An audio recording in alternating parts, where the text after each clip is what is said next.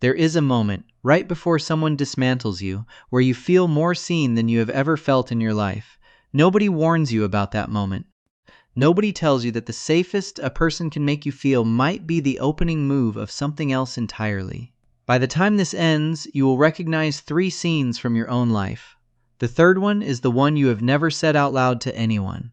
You keep replaying a conversation, hunting for the exact second you lost yourself in it.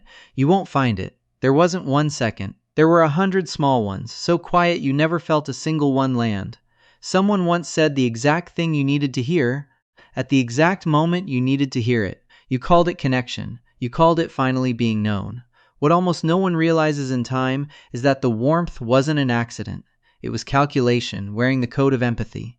There is a specific kind of person who reads emotion the way a locksmith reads a lock, not to open something gently, to find the weak point in the mechanism. We call them dark empaths. The trap they build isn't cruelty, it's comprehension. And it works almost the opposite of how you'd expect. Think about the people who wrecked you the most. Chances are, they weren't the ones who understood you the least. They were the ones who understood you the best. That single sentence is the reason this video exists. Somewhere along the way, you learned that being fully known meant you were finally safe. So when someone arrived who could see straight through the walls you built, into the rooms you kept locked even from yourself, you handed them something you almost never hand anyone. Trust before it was earned. Why you? Why does this keep finding certain people and walking past everyone else? The answer has nothing to do with weakness. It's older than the person who hurt you. We'll get to where it started. But first, watch how the trap is actually built, because it isn't built the way you think. There are 3 stages. The first one feels like nothing at all. Stage 1 is recognition.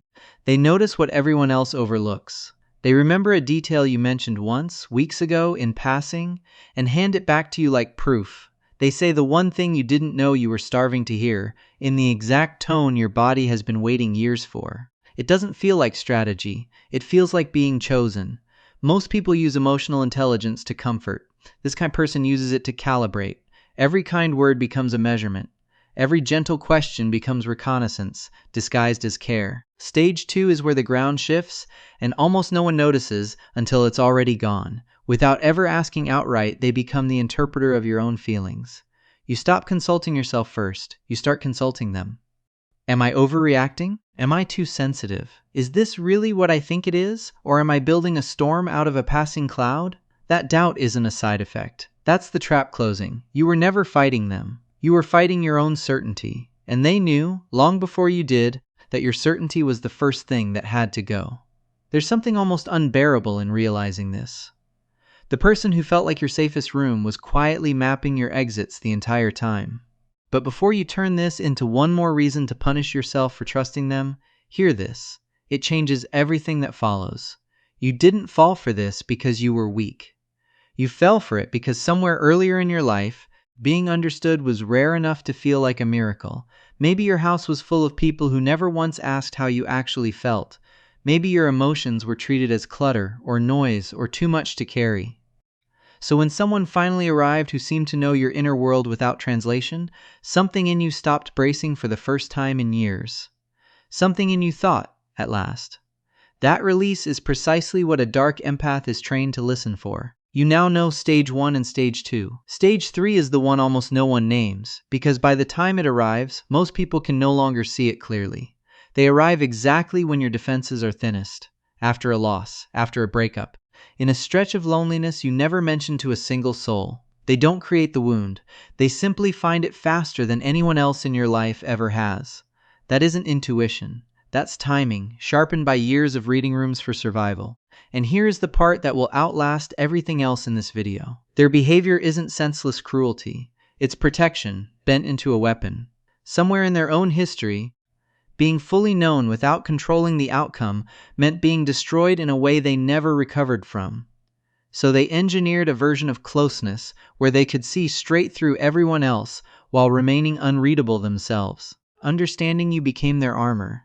As long as they knew your next move, life could never again ambush them the way it once had. None of this excuses what they did. It explains it.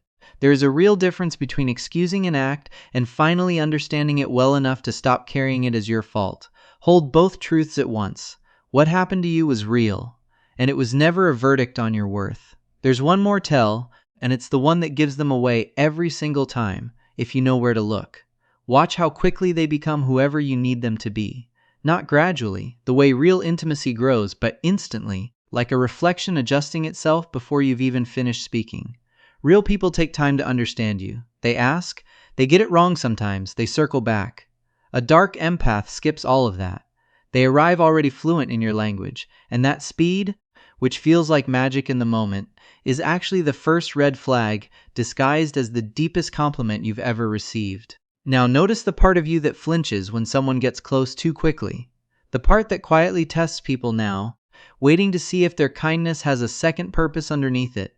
That part isn't broken. That's a sharp, capable survivor, still running the last threat pattern it ever needed. It's ready to learn a better one, if you let it. Look back at the relationship that taught you this, and you'll notice something strange. The moments that hurt the most weren't the loud ones. They weren't the arguments or the accusations. They were the small, quiet withdrawals of understanding right after you needed it most. A silence exactly where warmth used to live. That silence wasn't neglect. It was a lesson, delivered on purpose, so you would learn to reach for their approval before you ever reached for your own. Healing from this doesn't come from becoming harder to read. It doesn't come from trusting less. It comes from mastering exactly one distinction: the difference between being known and being studied. Someone who loves you asks questions because they're curious who you're becoming. Someone who is using you asks questions because they're calculating who you already are and what use that has. Someone who loves you lets you stay inconsistent, unfinished, still under construction. Someone who is using you needs you predictable, because predictability is what makes you controllable. Here's the test almost no one teaches you. Stop listening to what they say. Watch what their attention does to you afterward. Warmth that lets you expand is real. Warmth that requires a performance to keep it isn't warmth at all. It's a leash, wearing affection as a disguise. You will meet people again who see you with that same clarity. Some will hold it with care. Some, at first glance, will feel unsettlingly close to the ones who hurt you. Your nervous system will scream at you to run from every single one of them. That's the exact moment to slow down, without shaming yourself for the fear. Because here is the truth you've been circling this whole time without saying plainly. Not everyone who understands you will use it against you. That may feel impossible to believe tonight. It's still the truth you're walking back toward. The invisible traps were never really about their skill. They were about how much of your own perception you were willing to abandon, just to stay near someone who finally felt like home. You don't have to abandon yourself again to feel that kind of closeness. Real closeness never once demanded it. Somewhere inside you, a version of yourself still exists from before you learned to interrogate every gentle thing said to you. She isn't gone. She's been standing in an unlit room this whole time, waiting for proof that safety doesn't always arrive with a hidden price. You will know the difference the next time it happens, not because someone told you the rules, but because you will finally feel it in your body before your mind even catches up. A held breath instead of an exhale. A pull to perform instead of a pull to simply exist. That feeling was always there. You just spent years too grateful for the attention to notice what it was quietly asking of you.